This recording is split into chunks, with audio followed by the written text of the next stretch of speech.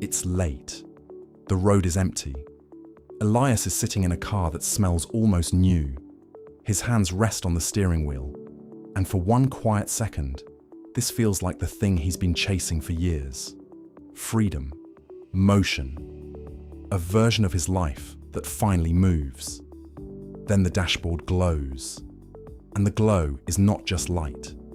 It's a payment, an insurance renewal, a lease term, a mileage cap, a repair appointment, a work calendar that has to keep generating the money to keep all of it alive. The road is open. The life around it isn't. This is not a video telling you cars are bad. Cars are not the problem. The wrong car is, because the wrong car doesn't only cost money, it quietly writes a contract with your future. It decides where you can live, which job you can leave, how much risk you can take, how much room your life has left to breathe.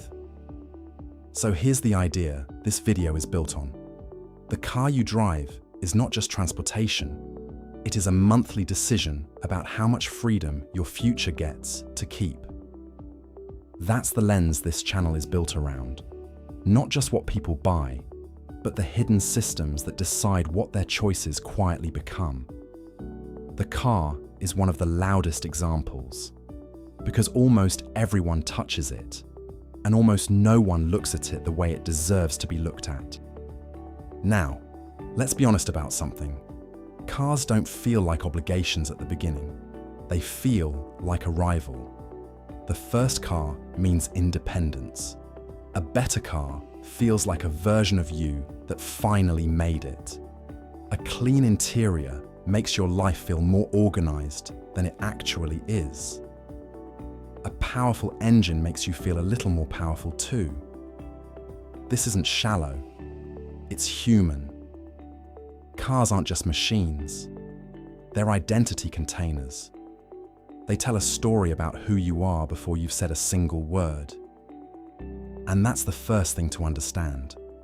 The car becomes more than transport before the keys are even in your hand. It becomes a self, a version, a promise, which is why the price stops feeling like a price. It feels like the cost of becoming a slightly upgraded version of you. And anything that touches identity is very hard to think about clearly. Then comes the first quiet trick.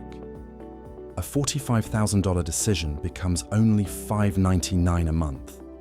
A massive obligation gets sliced into thin pieces. And once it's sliced thin enough, it stops looking like an obligation at all. It looks like a normal line in a budget. This is the part most people never notice. The monthly payment makes the future feel smaller. The price doesn't disappear. It just gets distributed across years you haven't lived yet. Leasing pushes this idea even further. And leasing isn't evil. For some people, it genuinely makes sense. Business use, certain luxury or high-maintenance vehicles, tax situations, or people who actually invest the monthly difference instead of spending it.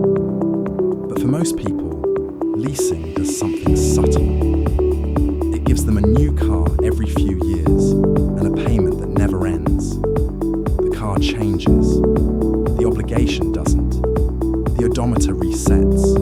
The contract does not. And inside that lease, there's another layer most people don't read carefully.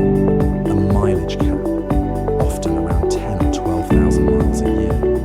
The average American driver does closer to 13,500. So already, the contract assumes you'll drive less than you actually do. Go over, and you pay per mile. Often somewhere between 15 and 25 cents, sometimes more. Then there's wear and tear, disposition fees, early termination. The car stops being a thing you drive. It becomes a thing that tells you how to drive it. That's the moment the car stops being yours, even if it's parked in your driveway. You don't take the longest scenic route because of miles. You don't help a friend move. You don't take that road trip. You start protecting the car from your own life. The contract doesn't only price the car, it shapes your behavior. Now, before this turns into just buy your car instead, let's be honest about the other side. Buying has its own structure. You can own the car at the end, sure. There's a finish line. That matters. But there's also depreciation that hurts the moment you drive off the lot. Maintenance costs that arrive without asking. Repairs that don't care about your budget. Years where the loan balance is higher than what the car is actually worth. Buying isn't automatically smart. It's just a different structure. And the smart decision was never about the cheapest monthly payment. It's about the structure you can actually live with for years without it slowly closing in on you. And then there's the place where these decisions are made. The showroom. Bright lights. Polished floors. One number on a card. But the showroom is only the front of the building. Behind it, there are other rooms. The finance office, where the loan terms live. The desk, where extended warranties get added. Gap insurance. Document fees. And then there are the deeper layers most buyers never see. Incentives. Holdback structures, where the invoice price isn't always the dealer's real cost. None of this is a crime. It's an industry. But it's worth knowing that the price card is the front door.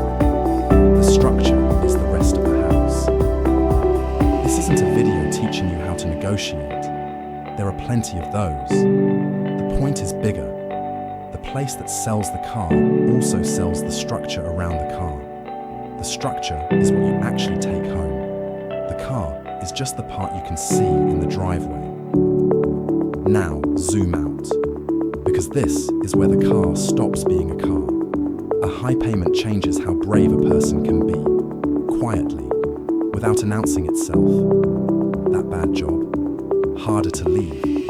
That lower paying opportunity you actually believe in. Harder to take. That pause you need. Harder to afford. That mistake you might want to learn from.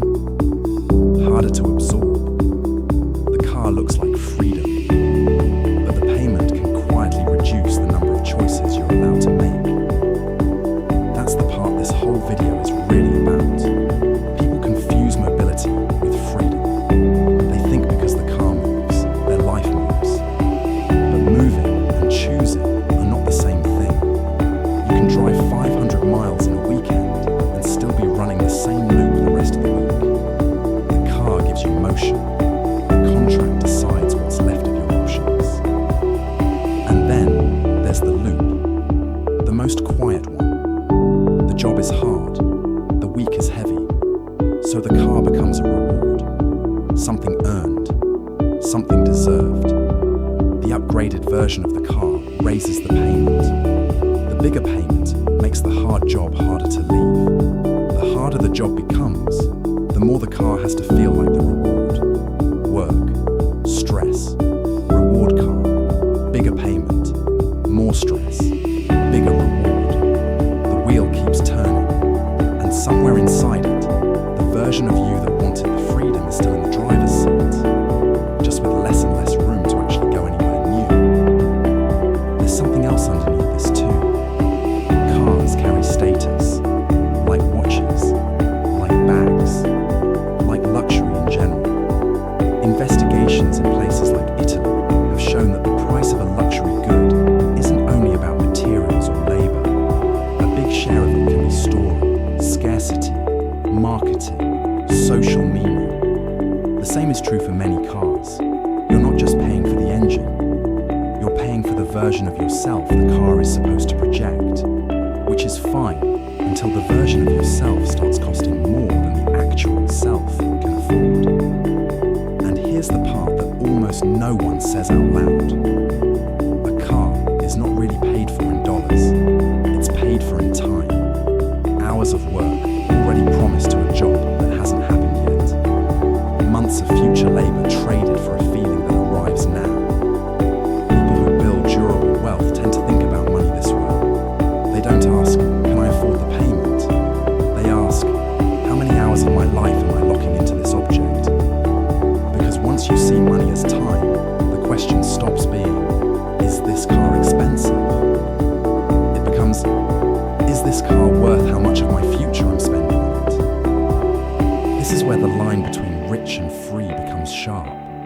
Some people earn a lot. Their cars say so. Their driveways say so. But their calendars are owned. Their cash flow is owned. Their bravery is owned. And then there are people who earn less, but choose a structure that leaves them room. Room to pause. Room to switch. Room to take a risk that might quietly change everything. They don't look as impressive in the parking lot, but they're closer to the thing the parking lot was supposed to symbolize in the first place. If this is the kind of lens you want to keep, the Elias principle is here. Not to make money louder, to help you see what your decisions are quietly becoming. So, Elias is back in the car. Same hands, same steering wheel, same empty road. But the road looks different now. Not because the road changed, because he did. He still sees the car, but he also sees the calendar wrapped around it. The job standing behind the payment. The future labour already promised. The identity he was renting every month. The mileage limits he didn't notice he'd been driving inside. And for the first time, he understands something simple. Real freedom is not the machine that moves. It is the life that still has room to choose. The car you drive is not just transportation. It is a monthly decision about how much freedom your future gets to keep. The question is not only what car you can afford. The question is what life the car forces you to keep affording. A car can move your body.